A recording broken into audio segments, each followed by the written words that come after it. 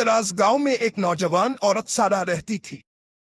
सारा की खूबसूरती की मिसाल नहीं मिलती थी, लेकिन इसकी जिंदगी में एक राज था। वो अपनी बेटी की वफात के बाद टूट चुकी थी और उसके दिल में एक खला था जो कभी पर नहीं हुआ।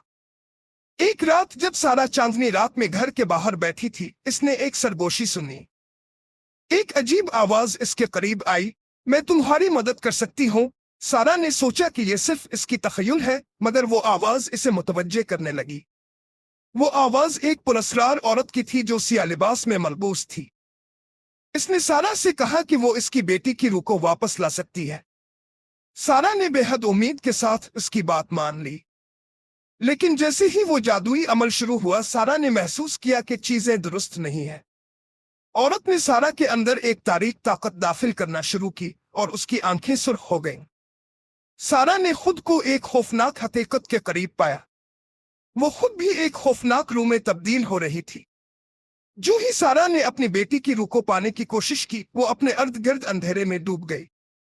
सारा की हंसी गांव में गूंजी और उसके साथ ही लोग एक एक करके गायब होने लगे। इसकी दास्तान गांव में एक खौफनाक कहानी बन गई, जहां लोग रात को बाहर जाने से डरते थे। सारा की रूह अब गांव के लोगों के लिए एक अजाब बन चुकी थी, जो हमेशा उन्हें अपनी तरफ खींचती थी, और वो कभी भी आजाद नहीं हो सकी।